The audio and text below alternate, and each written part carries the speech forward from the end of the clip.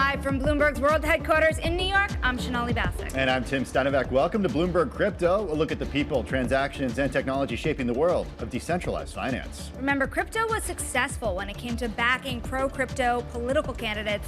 And now, reportedly, Coinbase CEO Brian Armstrong meets with President-elect Donald Trump.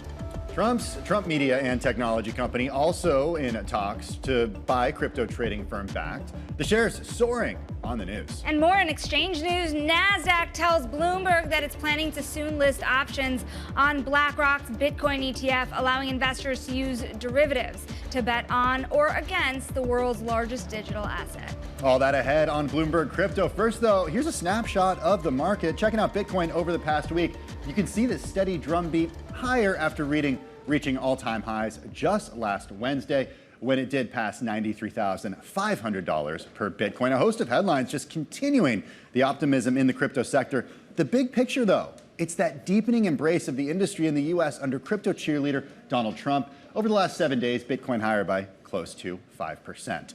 Speaking of something moving higher, I do want to mention MicroStrategy and its latest buy of Bitcoin. MicroStrategy bought a record $4.6 billion in Bitcoin. It made good on plans that announced last month. The idea was to tap capital markets to accelerate purchases of Bitcoin. Check out MicroStrategy's outperformance when you compare it to NVIDIA. Okay, so 190% for NVIDIA higher by that this year. That sounds pretty good, right? How about 550% higher this year? Because that's what MicroStrategy has done. Talk about that leveraged bet on Bitcoin paying off. Yes, another new all-time high today. And Tim, as we know, that leverage bet on Bitcoin has even more leverage on it in certain ETFs. So very interesting options when you think about people trading. I'm looking at another thing that's been soaring, and that is Bakkt, as we've been talking about over 2 days, up almost 200%. Remember, this was spun out of and is still majority owned by Intercontinental Exchange, the parent of the New York Stock Exchange. Neither company returned requests for comment here on that Trump media and technology deal for this company.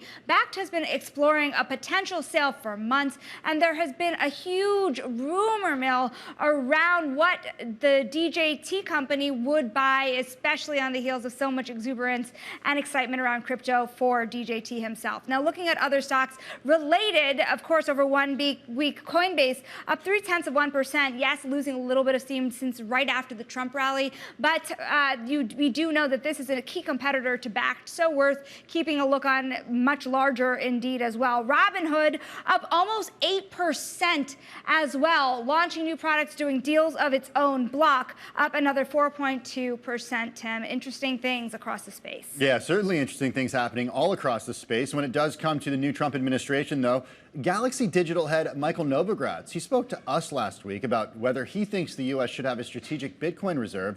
This is Trump proposed on the campaign trail. I don't necessarily think the dollar needs anything to back it up. To need to back up the reserve currency is counterintuitive.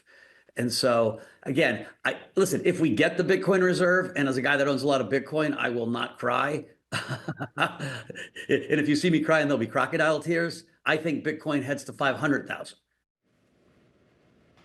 And news around the Trump transition continues to favor crypto.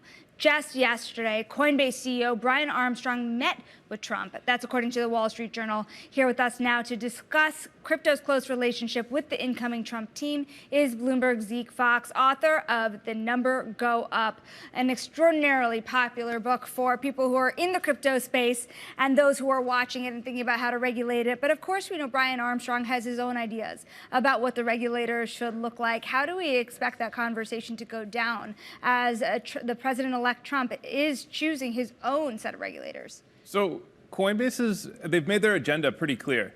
I mean, they've been sued by the SEC. They're fighting this lawsuit. But the SEC's case basically says that much of the trading that goes on the exchange every day has been going on for years is illegal. That a lot of these tokens are securities and that they haven't been following securities laws. So their top priority is beating that case and maybe getting Congress to pass new rules that would legalize what they're already doing. And their top enemy is Gary Gensler. Trump's already promised that he'll fire Gary Gensler. That was a big applause line when he went to the Bitcoin conference in Nashville. So it seems like they're already in agreement. Maybe they're just talking about their favorite meme coins. Well, Well, I'm wondering about the round trip that we've seen from the president-elect when how he views crypto, because he went from calling this a scam years ago to actually now having his own kind of crypto project, we could say. Talk a little bit about potential conflict of interest here, given that he's got his own Trump coin. Yeah, I mean, he's been promoting World Liberty Financial, which is some sort of DeFi project. They've sold about $14 million of the token so far. So he stands to profit from that. And then, as you all were saying, his DJT, Truth Social, they're in talks to buy a crypto trading platform. So he could actually be a rival of Coinbase. But as far as the crypto industry is concerned, most of the people I talked to said this is actually a good conflict of interest. They're happy that Trump stands to profit from increased crypto trading, because that means he's more likely to follow through on deregulating the industry, which is what they're pushing for and what the crypto industry has donated so much money to candidates to promote. Tell me what you think about this, Zeke. It feels to me like there's so much of the crypto community that says, okay, we're going to invest in crypto. We like that it's not attached to the U.S. government or very large institutions, at least in many ways. We've seen more of that this year. And it seems like they're saying, you know, if we lose money, it's our problem. You followed Sam Bankman-Fried around for a while here. Do you worry about looser regulations, or is this something where it's kind of like, well, you know, enter at your own risk. It's your money. If you lose it, it's your problem. I mean, what Gary Gensler has said about the industry is that, which I think is kind of tough to argue with, is that there's a lot of fraud, there's a lot of grifters, and that the leading lights of the industry from recent years are mostly in jail. And I mean, investors lose real money on scams. So I think that investor protection is something that it's an important issue. Even if the crypto guys are saying there's sort of a war on crypto, the regulators are against them. Recent years have shown that, like, there are a lot of scams in crypto. There's a reason for regulators to be concerned. All right, Zeke Fox, thank you as always for joining us. Zeke is also the author of Number Go Up. Check out his book, a fantastic one that came out not too long ago. And Tim, for more now, we are joined by the founder of the Delta Blockchain Fund. We're joined by Kavita Gupta. And we left off here on the future of regulation in the market of crypto. How loose do you think it gets from here, given the changes we might see under the Trump administration? I mean, I would point out also that when Jay Clayton was leading the SEC under Trump the last time, it's not like the crypto industry had no regulation. I agree, Sonali, but it's also the point of having clarity. I think we can look at it by saying that, oh, it's going to get much more deregulated, or open up. The question is, at least we will have very big clarity. This is to do and this is not to do, very similar to Wall Street.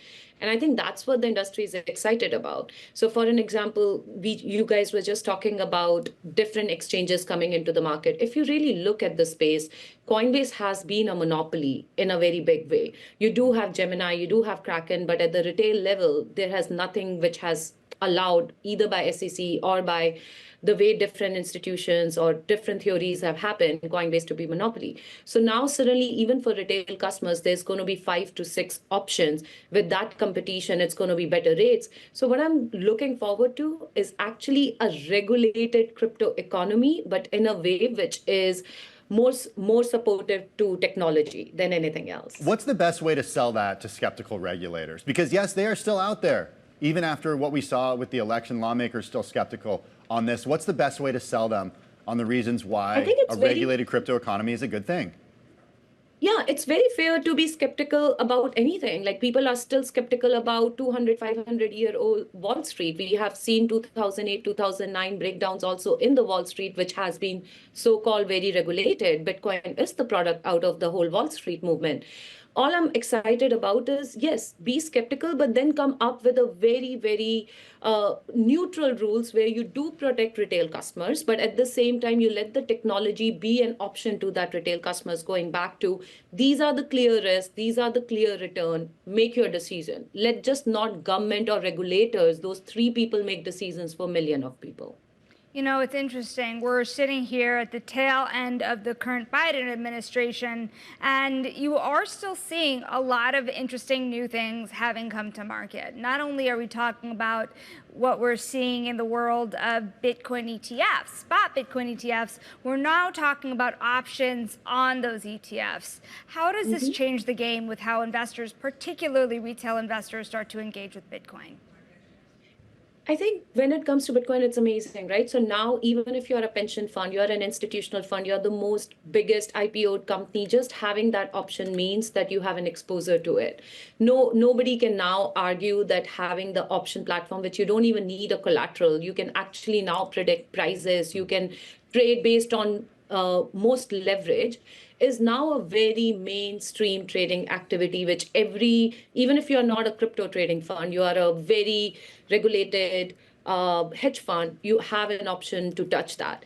And I think it is just not going to stay at Bitcoin. This is just an opening. I can really see ETH ETF also coming as an option ETF out here. And I think slowly and slowly more Solana, Near, Polygon, bunch of other currency ETFs coming into the market, opening it up in a very, again, going back to the regulated economy, regulated way for a lot of people to have billions of dollars into it. But I'm also very excited about is the latest announcements, which I've seen that the Commerce Secretary is Howard Lutnick, who has been one of the biggest supporter of Tether and a lot of other cryptocurrencies in the markets, giving us a bit of indication that, yes, Bitcoin continues to rule as the #1 opening, but there are a lot more different cryptocurrencies which can really come and create a huge marketplace here. Hey, Kavita, very briefly, final question. You made a call last year when Bitcoin was closer to 20,000 that it would reach 100,000 by the first quarter of next year. It's getting close to that. Now you've updated that. How high do you think Bitcoin gets in 2025?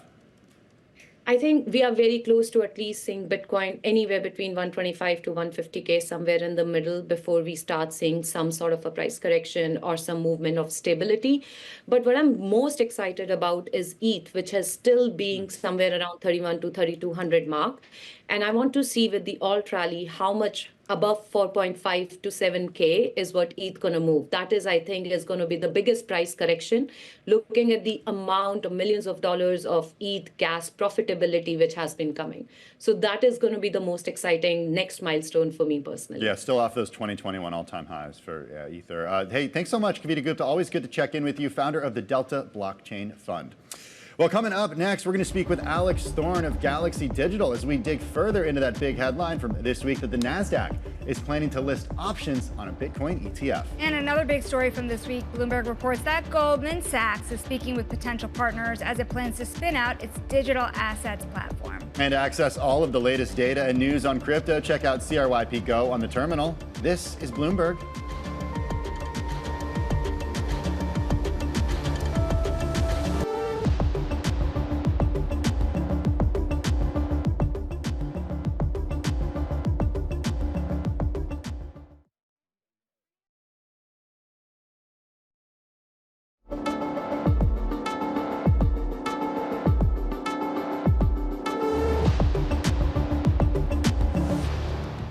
We're working very closely with BlackRock and the OCC on these final steps. We've put out the necessary listing application documentation.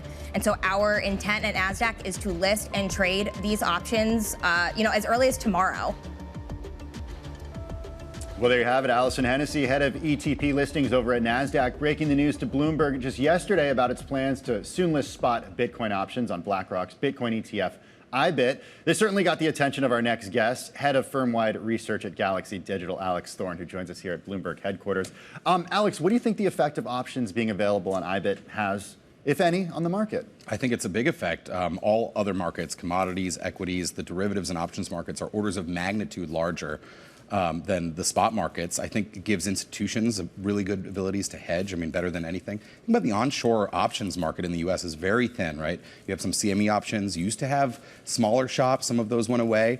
So outside of the OTC space, there's not been a good place for institutions to do options. And by the way, I should mention retail. 44% of U.S. equity options are traded by retail, and they really can't access any options at all. So you can imagine if we get into a bull market where retail's trading on Robinhood and other fintech apps, that those options could be really impactful. That was literally my first thought was how soon can you find these on Robinhood? But I don't work for them, so I'm not sure. But honestly, I would be surprised if it's not quite soon. Well, my question is, even when you saw the spot Bitcoin ETFs come out, you had a lot of people asking, what is the read-through effect? Not just from the spot ETF to Bitcoin. Now you have to ask from option to spot ETF to Bitcoin. What does this mean for the spot market?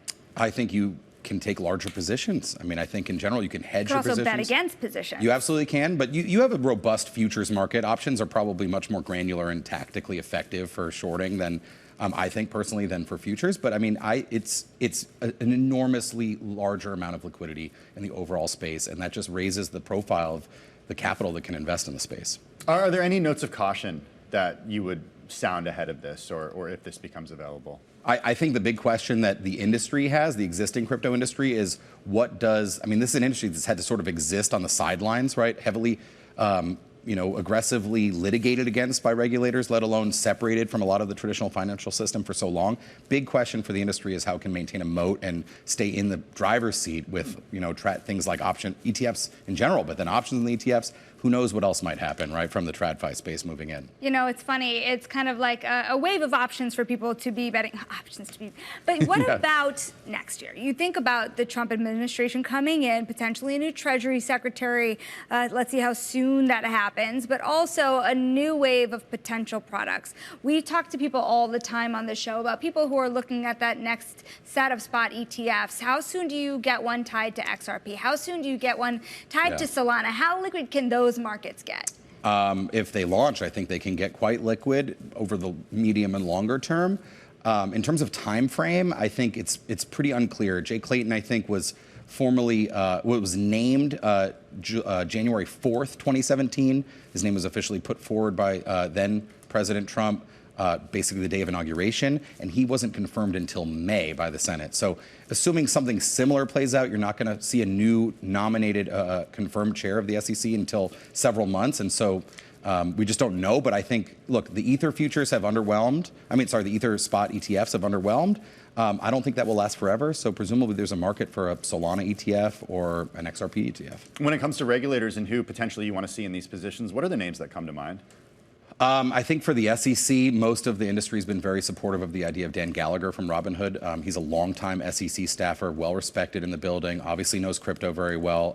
I think there are other good names as well. I think you're not likely to see, just in our opinion, an SEC chair named as a potential appointee until after Treasury shakes out. You think that person, whomever that will be, will want to have a say or have a seat at the table in discussing these.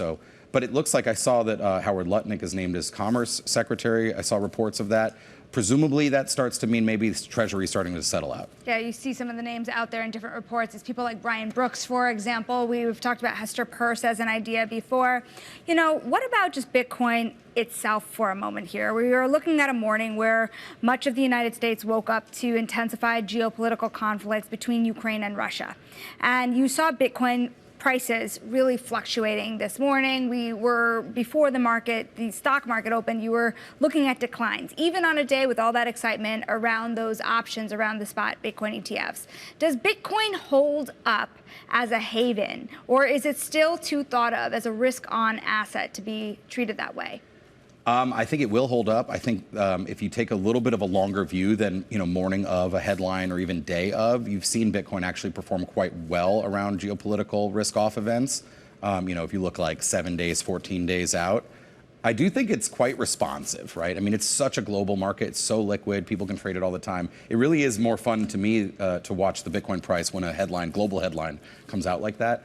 I think, look, over time, as it's more widely held, volatility will decrease. Options will help dampen volatility. And as volatility comes down, people can take larger position sizes. And, you should see that it become more stable over time, and then people looking more towards fundamental use case than just as a sort of a venture-like equity risk bet. All right, we got Mike Novogratz's thoughts on this, but your thoughts. Strategic Bitcoin reserve. Is it going to happen?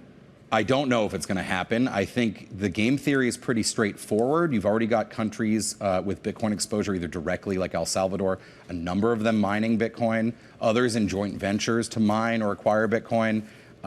Given how positive the incoming administration appears to be towards Bitcoin in particular, but also crypto, it would be kind of insane if you're a foreign nation not to look at adjusting or trying to match your crypto policy, at least for competitiveness reasons. So that plays back towards the US as well.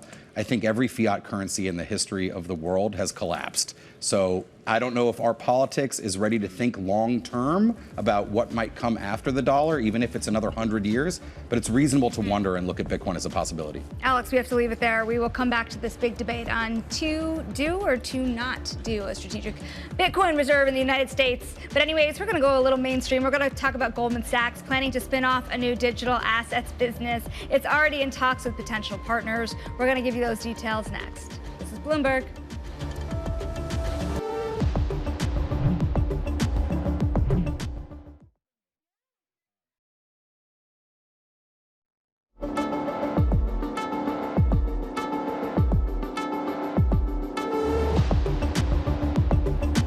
Goldman Sachs is speaking with potential partners as it plans to spin out its digital assets platform into a new company for large financial firms to create, trade, and settle financial instruments via blockchain. For more on this, we're joined by Bloomberg's Ana Herrera, living in London right now, but covering fintech for a very long time.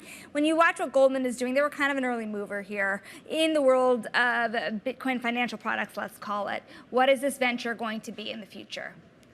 So they built a digital asset platform and they launched it in 2022, and it's a platform to issue traditional assets via blockchain. As you know, banks have been exploring this for almost a decade. And a lot of initiatives have gone live, but not many have reached scale. And part of the issue is because it's hard to get your competitors to join a platform you've launched, especially if it's branded Goldman Sachs or JP Morgan, and it's hard to get the other bank on board. So the idea is if you create an industry-owned utility of sorts, then it's more likely to scale and get commercial applications. So I think this is what they're aiming for, to make it industry-owned, like, you know, many of the utilities we see in market structure, and then have people join. Industry-owned in the sense of how much would Goldman Sachs still own? I don't think they've decided that yet, or they've told me yet for sure. And the part of it is getting partners and seeing, you know, how it would be run. But the idea is, I guess, that they wouldn't be the majority owner anymore, right? Because that wouldn't mean industry owned. Now, Anna, really quickly here, we only have like 10 seconds left. Do you think this will be successful? That's a hard one to figure out. I guess it'll depend really on whether there's adoption of blockchain in traditional finance. Maybe not up to Goldman, but to the industry. A big thank you to Ana Herrera with Bloomberg News joining us from London. I think what's so interesting about this to me, Shonali, is that they only built this thing a couple years ago, and already they're thinking about spinning it off. Yeah, but you have to remember also it's almost 10 years ago where they started trading the Bitcoin futures and stuff like that. But anyways, Bitcoin and blockchain are two different things, and blockchain might be easier to swallow for the mainstream folks, Tim. That's a really good point. That is going to do it for a Bloomberg Crypto. Join us again next week. This is Bloomberg.